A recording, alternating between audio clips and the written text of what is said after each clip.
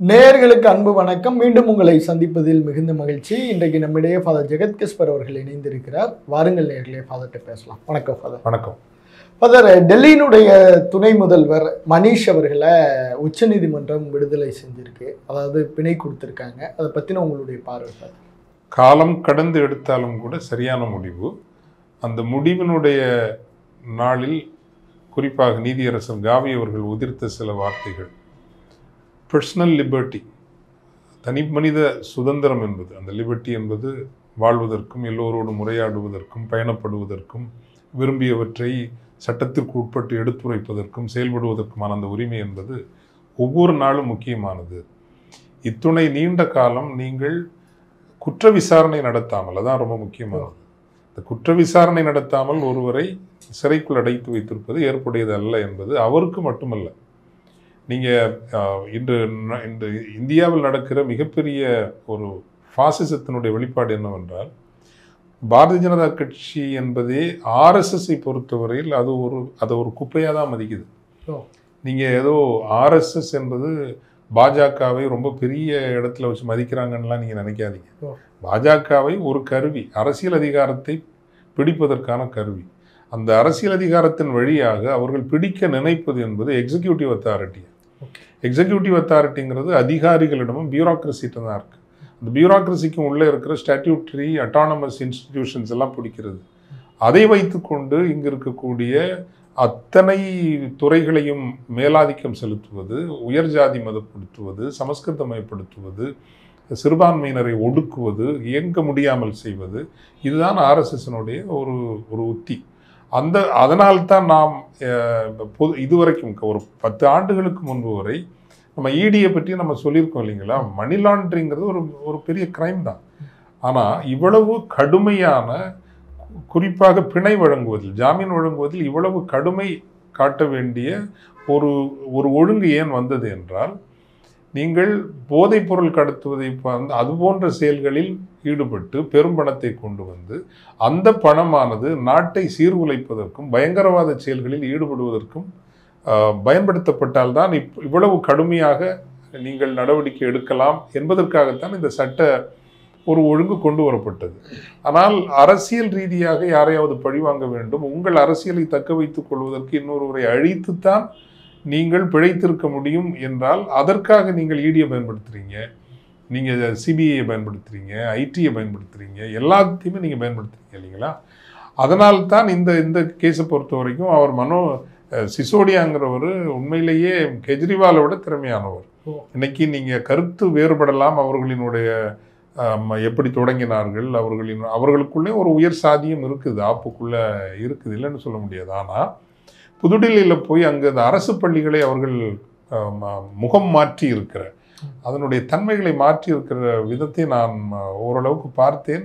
வியப்பாகவும் மகிழ்ச்சியாகவும் அவர்களை யாரத்தடி பாராட்ட வேண்டும் போல இருக்கிறது. அவ்வளவு பப்ளிக் ஸ்கூல் சிஸ்டத்தை மாற்றிருக்காங்க. அதனுடைய மூளையாகவும் ஒரு விசையாகவும் இயங்கியது சிசோடியா தான். ஆர்கனைசேஷன் ஒர்க்கில் ரொம்ப நல்ல இப்போ அவரை பாராளுமன்ற தேர்தலில் முற்றாக முடக்க வேண்டும் என்பதற்காகத்தான் இதில் ஃபிக்ஸ் பண்ணி அவர் ஜெயிலுக்குள்ளே போட்டாங்க. இந்த எப்போதுமே ஜூரிஸ்ப்ரூடன்ஸ், நீதி ஞானம் அப்படின்னு சொல்கிறது, fail is a rule, jail is an exception. எப்படின்னா குற்றவாளி என்று நீங்கள் நிரூபிக்கப்படுகிறவர். இப்போ ஒரு ஜூரிஸ்ப்ரூடன்ஸினுடைய நீதி ஞானம், நீதி பற்றின ஞானத்தின் அடிப்படையே நீங்கள் குற்றவாளி என்று நிரூபிக்கப்படுகின்றவரை நிரபராதி தான், நீங்கள் குற்றவாளி அல்ல. நீங்கள் குற்றவாளி என்று நிரூபிக்க வேண்டியது அரசனுடைய அல்லது அரசு சார்ந்த நிறுவனங்களினுடைய பொறுப்பு. இப்போ ஏறக்குறைய 17 மாதங்கள், 1.5 ஆண்டுகள் நீங்கள் உள்ள வச்சிருக்கீங்க. விசாரணையில் ஒரு 20% கூட நீங்கள் வரலன்னா இன்னும் எத்தனை 10 வருஷம் அவர் உள்ள வைக்க போறீங்களா? எவ்வளவு அநீதி அது. அதனால்தான் அவர் சொல்லியிருக்கிறாரு, பர்சனல் லிபர்ட்டி என்று வருகின்ற போது ஒரு நாள் கூட முக்கியமானது, நீங்கள் ஜெயிலில் வைக்கக்கூடாது. பிகாஸ் ஜெயிலில் வைக்கிறீங்கன்னா you are completely stopping is personal liberty இல்லைங்களா, to exercise is life the way he wants. அதை நீதி அமைப்பு சொல்லியிருக்கிறங்கிறது மகிழ்ச்சி. ஆனால் இப்படி சொல்லக்கூடிய நீதி அமைப்புக்குள்ளே நிறைய ஆர்எஸ்எஸ்காரங்க இருக்காங்க. இன்னும் ஒரு 10 வருஷத்துல நீதி அமைப்பே இடி மாதிரியும், இப்போ இங்கெல்லாம் பல நீதிபதிகள் நடந்து கொள்வதை பார்த்தால் இடி மாதிரி, சிபிஐ மாதிரி நீதி அமைப்பு மாறிவிடுகிற ஒரு ஒரு மிகப்பெரிய ஆபத்து நம்மை எதிர்நோக்கி இருக்கிறது. அதனால்தான் நான் எல்லோரும் விழிப்போடு செயல்பட வேண்டும். அரசியல் களத்தில் பாஜகவை தோற்கடித்து விடுவதனாலேயே இந்த நாட்டை காப்பாற்றி விட முடியாது. ஆர்எஸ்எஸ்னுடைய சதித்திட்டங்கள் ஒவ்வொன்றையும் துல்லியமாக அறிந்து அதிகாரத்தின், கார்ப்பரேட் உலகத்தின், பணம் புழங்குகிற துறை, எல்லாவற்றையும், மீடியா, கருத்துருவாக்க களங்கள் எல்லாவற்றையும் அது கைப்பற்ற துடிக்கிறது அல்லவா, கைப்பற்ற முயல்கிறது அல்லவா, கைப்பற்றி பாதி முன்னேறி இருக்கிறது. அந்த களங்களிலெல்லாம் உட்புகுந்து சென்று புரிந்து அவற்றை எதிர்கொள்வதற்கான நீண்டகால திட்டங்களை வகுத்து கொண்டால் மட்டும்தான் நாம் தப்பி பிழைத்து தாக்கு பிடித்து வாழ முடியும் என்கின்ற ஒரு நிலையே இங்கு இருக்கும். கண்டிப்பாக ஃபாதர், அந்த பிணையை கொடுத்துட்டு நீதிபதிகள் சொன்ன அப்சர்வேஷன் ரொம்ப முக்கியமானதாக பார்க்கப்படுகிறது. முதல் அப்சர்வேஷன் அவங்க சொல்றது, சிபிஐ இடி அதோடைய விசாரணை தாமதம் தான் இந்த பிணை கொடுப்பதற்கான ஒரு முக்கிய காரணமாக இருக்கு. இது மாதிரி அரசியல் பழிவாங்குகிற வழக்குகளில் இந்த இடி சிபிஐடைய செயல்பாடை எப்படி ஃபாதர் பார்க்க? முதல்ல அவங்க இன்னைக்கு பிஜேபியினுடைய ஒரு கிளைகள் தானே. இடியா இருக்கட்டும், சிபிஐயா இருக்கட்டும், அவர்கள் நாட்டினுடைய எல்லா மக்களுக்குமான பொதுவான அமைப்பாக செயல்படலையே. அவங்க பிஜேபி ஆர்எஸ்எஸ்னுடைய கிளையாகத்தானே செயல்படுறாங்க. இதில் நம்ம வேறு கருத்தே இல்லையே. நீங்கள் கைது செய்யப்பட்டவர்கள், சிறையில் அடைக்கப்பட்டவர்கள் 95% பேர் எதிர்கட்சியை சார்ந்தவர்களாக இருக்கிறார்கள். குற்றம் சாட்டப்பட்டு கைதான பிறகு நீங்கள் பிஜேபியில் சேர்ந்துட்டீங்க அப்படின்னா உடனே நீங்கள் நல்லவராயிடுறீங்க. ஆக்சுவலி இந்த தேர்தலில் உத்தரப்பிரதேச வட மாநிலங்களில் பிஜேபி சந்தித்த பின்னடைவிற்கு ஒரு காரணமும் வாஷிங் மெஷின் பார்ட்டிங்கிற அந்த ராகுல் காந்தியினுடைய அல்லது எதிர்கட்சிகளினுடைய பரப்புரை. வாஷிங் மெஷின், அதாவது நீங்கள் எவ்வளோ ஊழல் பேர்வழியாக இருந்தாலும் பிஜேபியில் சேர்ந்துட்டீங்கன்னா அது வாஷிங் மெஷின், ஊழல்களை எல்லாம் கரைகளை எல்லாம் கழுவி உங்களை சுத்தமாக நிறுத்துகிற ஒரு வாஷிங் மெஷின் என்கின்ற அந்த பரப்புரையும் ஒரு முக்கிய காரணமாக இருந்தது. எனவே இன்றைக்கு இந்த நடுநிலையாக செயல்பட வேண்டிய நிறுவனங்கள் அனைத்தும் பாஜகவினுடைய கிளைகளாகத்தான் செயல்படுகின்றன. அதான் இந்த கைது நடவடிக்கைகளில் வெளிப்படைத்தன்மை இல்லை அப்படிங்கிறது நீதிபதிகளோட ஒரு பார்வையாக இருக்கு. உங்களுடைய பார்வை? அது நம்ம சொல்லக்கூடிய இது ஒரு ஜனநாயகம் எப்போது நிலைக்கும்? மக்கள் அந்த நிறுவனங்களை நம்ப வேண்டும். வங்காளதேசத்தில் பாருங்களேன், ஹசீனா வஜத் எப்பேற்பட்ட ஒரு ஆளுமை. அந்த நாட்டிற்கு உண்மையிலேயே நல்லது செய்தவர் மட்டுமல்ல, இந்த நாட்டு விடுதலைக்காக பாடுபட்ட ஷேக் முஜிபுர் ரஹ்மானுடைய மகள். ஒட்டுமொத்த அந்த குடும்பமும் படுகொலை செய்யப்பட்டது. அந்த படுகொலையிலிருந்து தப்பியவர் தான் Hasina Wajed. So she is a queen. ஒரு காலத்தில் குயினாக இருந்தவங்க, நாட்டினுடைய குயின். நல்லது பல செய்திருக்காங்க. பொருளாதாரத்தை சீரமைத்து மிக மிக பின்தங்கிய ஒரு நாடு என்கின்ற நிலையிலிருந்து வளர்ச்சி நோக்கி நகர்கிற ஒரு நாடுங்கிற இடத்துக்கு கொண்டு வங்காளதேசத்தை அவங்க விட்டாங்க. ஆசிய கண்டத்தில் வேகமாக வளரும் நாடுகளில் ஒன்று. உலகத்தினுடைய பின்னலாடை சந்தையில் வங்காளதேசம் 1 அல்லது 2வது இடத்தில் இருக்கக்கூடிய நிலைக்கெல்லாம் அவங்க கொண்டு வந்தாங்க. ஆனாலும் சர்வாதிகாரம், ஒரு கட்சி சார்பு. இந்த கவர்மெண்ட்ல என்ன நடக்குது? நீங்க பிஜேபி ஆர்எஸ்எஸ் சார்ந்தா உங்களுக்கு வேலை நடக்கும், அப்படி இல்லைன்னா வேலை நடக்காது. குறிப்பாக நீங்க எதிர்நிலைப்பாடு கொண்டவர்கள், கருத்தியல் ரீதியாக எதிர்நிலைப்பாடு கொண்டவர்கள் என்றால் உங்களுக்கு என்னென்ன சங்கடங்கள் தர முடியுமோ அவ்வளவு சங்கடங்களையும் அவர்கள் தருவார்கள். இது எவ்வளவு நாள் இப்படி போகும்? ஏன் நீதியரசர்கள் சொல்றாங்க இப்படி தொடர்ந்து நீங்கள் மாற்று கருத்துடையவர்களை சிறையடைத்தும் துன்புறுத்தியும் அவர்கள் செயல்பட விடாமலும் செய்கின்ற பொழுது ஏதாவது ஒரு தருணம் வரும், ஆவேசப்பட்டு மக்கள் எழத்தான் செய்வார்கள். இந்த கவலை ஒரு நீதியான நல்ல மனிதர்களுக்கு இருக்கும். நான் அடிக்கடி சொல்வதை போல எல்லா துறைகளுக்குள்ளும் நல்லவர்களும் இருக்கிறார்கள். இப்போ இருக்கிற நீதியரசர்களுக்கு வங்காளதேசத்தில் நடந்ததை போல இங்கும் நடக்காது என்பதற்கு என்ன உறுதிப்பாடு இருக்கிறது? ஒரு தொகுப்பு மக்களை நீங்கள் பலமுறை இந்த உதாரணத்தை சொல்லியிருக்கிறேன். நீங்கள் ஆசையாக வளர்க்குற நாயாக கூட இருக்கலாம். இந்த ரூமுக்குள்ளே போட்டு நீங்கள் அடின்னு அதை அடிச்சுட்டே இருந்தீங்கன்னா ஒரு பாயிண்டில் உங்கள் மேலே அது பாயும், தன்னை தற்காத்துக்கொள்ள. அப்படி ஒரு நிலை வந்துவிடக்கூடாது என்பதால் தான் எல்லா செக்ஷனுக்குமே என்னடா இப்படி பண்ணுறாங்க, இப்படி அராஜகம் பண்ணுறாங்க அப்படிங்கிற ஒரு ஃபீலிங் வந்ததுன்னா பட்டுன்னு ஒரு நாள் வெடிக்கத்தானே செய்யும் இல்லையா? அந்த கவலையோடு தான் இந்த கருத்துக்களை நீதியரசர்கள் சொல்லியிருப்பார். கண்டிப்பா நீங்க முன்பே குறிப்பிட்ட மாதிரி ஃபாதர், இந்த தனி மனித அடிப்படை உரிமைகள் பற்றி நீதிமன்றம் பேசினது எல்லாராலையும் பெரிய அளவுல பார்க்கப்பட்டது. ஒரு பிணைக்கான நீதி வைத்திருக்கிற அளவு 60 நாள், அதிகபட்சம் 90 நாள் வச்சிருக்காங்க. அந்த அளவுகோலை தாண்டி இது மாதிரி அரசியல் பழிவாங்குதல், இதை எப்படி ஃபாதர் நம்ம புரிஞ்சுக்கலாம்? ஆக்சுவலி நீதிமன்றம் அந்த இது சட்டவிரோதமானன்னு நீங்கள் ஸ்ட்ரைக் டவுன் பண்ணணும். நீங்கள் 60 நாட்களுக்கு மேல் நீங்கள் ஒருவரை நீங்கள் ஜெயிலில் வைக்கக்கூடாது விசாரணை காலத்தில் அப்படின்னா. அப்போது நீங்கள் இப்போ 17 மாதங்கள் வைத்திருக்கிறீர்கள். இப்போ இவ்வளோ நாள் ஏன் வச்சுருந்தீங்க? எவ்வளவு நீங்கள் விசாரணையில் முன்னேற்றம் கண்டிருக்கிறீர்கள்? அப்போ முன்னேற்றம் அவங்க காணலை அப்படின்னா அவங்க தேவ் டு மேட் அக்கௌண்டபிள். இப்போ நட்டையீடு கொடுக்கணும்ல. ஏறக்குறைய 15 மாதங்கள் சட்டவிரோதமாக ஒரு குடிமகனை, அவர் சாதாரண குடிமகன் அல்ல, மக்கள் பணியில் இருந்தவர் தானே. விசாரணை முடிவில் அவர் உண்மையிலேயே குற்றம் செய்தார் என்றால் அவருக்கு தண்டனை வழங்கிவிட்டு போகட்டும். 15 மாதங்கள் அவருடைய செயல்படும் உரிமை, வாழும் உரிமை இந்த நிறுவனங்களால் பறிக்கப்பட்டிருக்கிறது. இதுக்கு என்னங்கிற நீதிமன்றம் ரொம்ப சரியாக செயல்படுதுன்னு சொல்ல முடியாது. ஏன் சுவமோட்டோ எடுக்க வேண்டியதானே? ஓப்பனாக தெரியுதில்ல, இது பொலிட்டிக்கல் அரசியல் ரீதியாகத்தான் அவர் பழிவாங்கப்படுகிறார் அப்படிங்கிறது தெரியுதில்ல. கரெக்டாக கேட்டிருக்காரு அப்படின்னா முடிங்கப்பா, நீங்கள் விசாரணை முடிச்சு தண்டனை கொடுங்க, 10 வருஷம் கொடுங்க. அவர் சுப்ரீம் கோர்ட்டில் போய் அப்பீல் பண்ணட்டும், அவர் வாங்கிக்கட்டும். நீங்கள் அதையும் பண்ண மாட்டீங்க, அதை பண்ணுற துப்பும் உங்களுக்கு இல்லை. ஆனால் ஜெயிலே போட்டு வைக்குங்கிறது என்ன நியாயம் தானே நீதிபதி கேட்பது மிக சரியான கேள்வி. இந்த கீழவை நீதிமன்றங்கள் அவருக்கு பிணை மறுத்திருக்கு, ஆனால் உச்ச நீதிமன்றம் அவருக்கு பிணை கொடுத்திருக்கு. இந்த முரண்பாடை நம்ம எப்படி? கீழமை நீதிமன்றங்களினுடைய செயல்பாடுகள் ரொம்ப ரொம்ப இன்னைக்கு எல்லா நான் இன்னைக்கு சொல்றது நீதிமன்றங்களினுடைய செயல்பாடு ஏனென்றால் அவை RSS மயப்படுத்தப்பட்டிருக்கின்றன. குறிப்பாக புதுடெல்லி உயர் நீதிமன்றம் முற்றுமுழுதாக RSS மயப்பட்டிருப்பதாக இன்னைக்கு எல்லாரும் சொல்றாங்க. ஓரளவுக்கு நியாயமாக செயல்பட்டு கொண்டிருந்த மாண்புமிகு முரளிதர் போன்ற நீதியரசர்கள் கூட அங்கிருந்து அகற்றப்பட்டார்கள். இப்போ புதுடெல்லியே அவங்க கட்டுப்பாட்டில். இதே போல அடுத்து தலைமை நீதிபதிகளாக நியமிப்பதற்காக ஒரு 6-7 பேரை தலைமை உச்ச நீதிமன்றத்துக்குள்ள உயர் நீதிமன்றங்களுக்கு அத்தனை பேருமே RSS பின்புலம் கொண்டவர்கள் என்று சொல்லப்படுகிறது.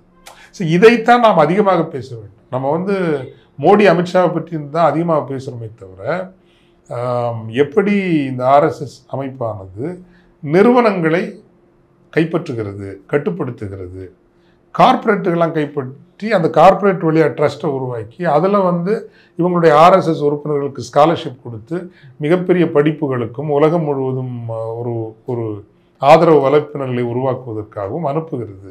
இந்த மாதிரியான விஷயங்களை அன்பை பரப்புவதற்கும் இணக்கப்பாட்டை மனிதநேயத்தை பரப்புவதற்கும் இதெல்லாம் நீங்கள் செய்தீங்கன்னா அவங்களோட நம்ம நிற்கலாம்.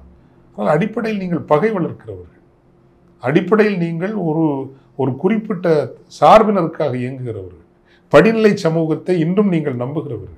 எனவே இது எதிர்கொள்ளப்பட வேண்டிய, இது பலவீனப்படுத்த வேண்டிய, தோற்கடிக்கப்பட வேண்டிய ஒரு கொள்கை என்கின்ற நிலைப்பாடு எடுக்கிறதுனால தான் நம்ம இதெல்லாம் பேசுகிறோம்.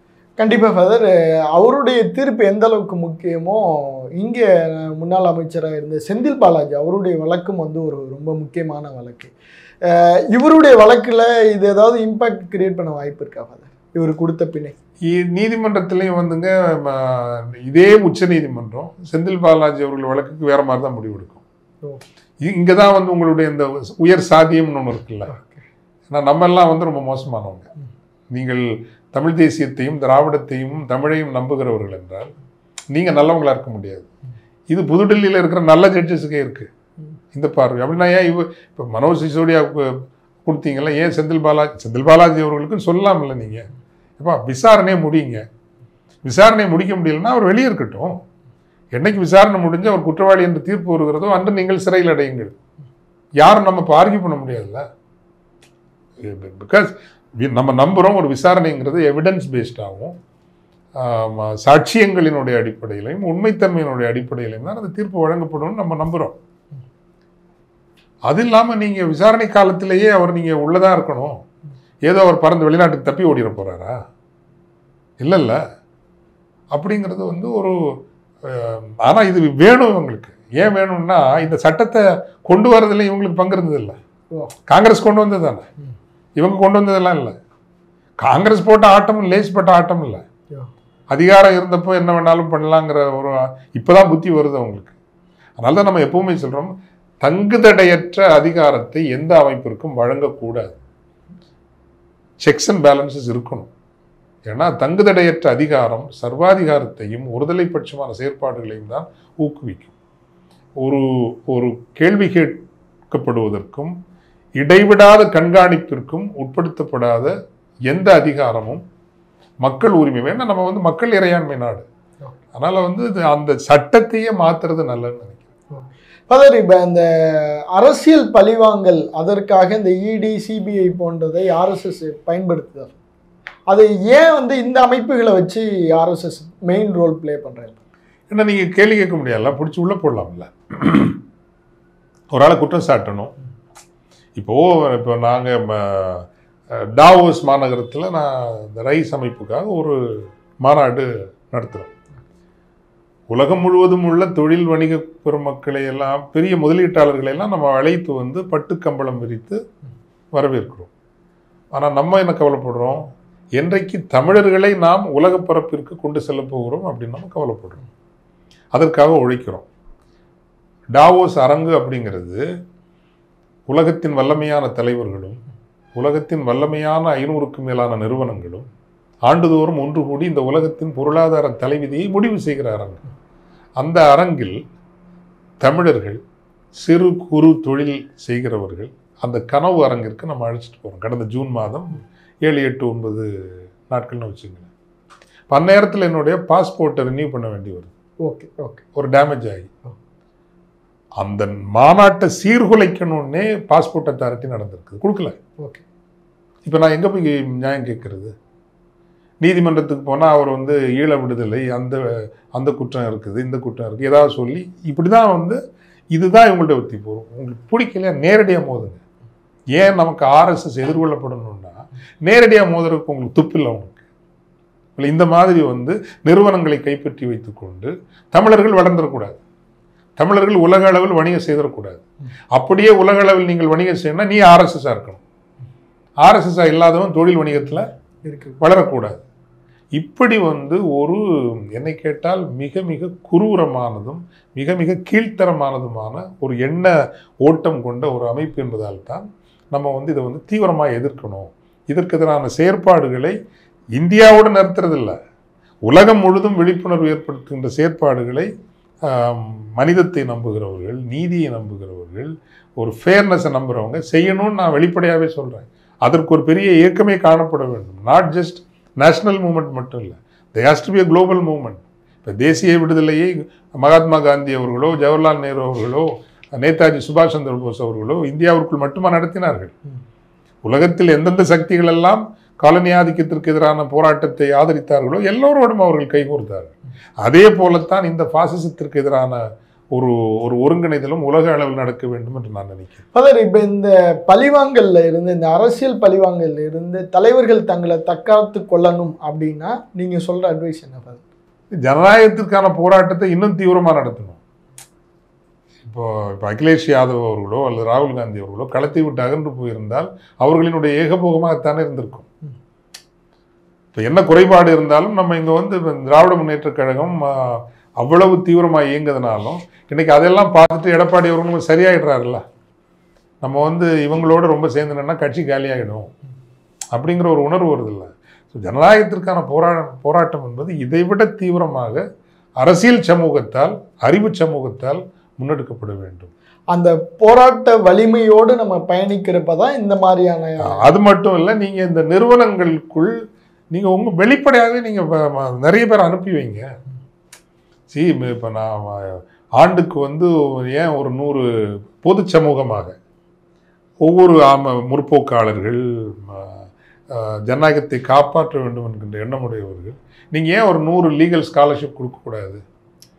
அவங்கள ஏன் நீங்கள் best law school in the country, law school of excellence அல்லது ஆக்ஸ்போர்ட் லா ஸ்கூல் அல்லது ஹார்வர்ட் லா ஸ்கூல், இன்டர்நேஷ்னலாக படித்தவங்க ஒரு 100, 1000 ஸ்காலர்ஷிப் நீங்கள் கொடுங்க. அவ்வளோ உங்களால் திரட்ட முடியாதா? அப்படி வரவங்க நீதி அமைப்புக்குள் இருக்கிற போது அவ்வளோ ஈஸியாக இவங்க ஆர்எஸ்எஸ்காரங்க வந்து ஹைஜாக் பண்ணி போக முடியாதுல்ல. சோஷியல் மீடியாவை இன்னும் ஸ்ட்ரெங்தன் பண்ணுங்க. இப்படி அவங்களுக்காக இன்னைக்கு 100:10 தான் இருக்குது. அவங்க 100 நடத்துகிறாங்கன்னா நம்ம 10 தான் நடத்துகிறோம். நான் சொல்கிறேன் 100:1000 பண்ணுங்கிறேன். அதுக்கான வளங்களை திரட்டுங்க, கொடுங்க, தாராளமாக கொடுங்க. உங்களுடைய வருமானத்தில் முற்போக்காளர்கள் அனைவரும் 10% வருமானத்தை நீங்கள் இந்த மாதிரி விஷயத்துக்கு ஃபாசிசம் என்கின்ற நச்சு விஷப்பாம்பை தடுத்து நிறுத்துவதற்கு, விஷத்தை நிறுத்துவதற்கு உங்கள் வருமானத்தில் 10% போடுங்க. எக்ஸ்போஸ் பண்ணுங்க. கார்பரேட் யாராவது இந்த மாதிரி பாசிச சக்திகளை ஆதரிக்கிறார்கள் என்றால் அவங்கள உலக அளவில் எக்ஸ்போஸ் பண்ணுங்க. இவங்களோட ப்ராடக்டையும் சர்வீஸையும் சப்போர்ட் பண்ணாதீங்க. they are supporting hatred here வெளிப்படையாகவே சொல்லுங்க. இது போன்ற பல முனை செயற்பாடுகளால் தான் இந்த நாசகார சக்திகளை தடுத்து நிறுத்த முடியும். நன்றி சார். நன்றி.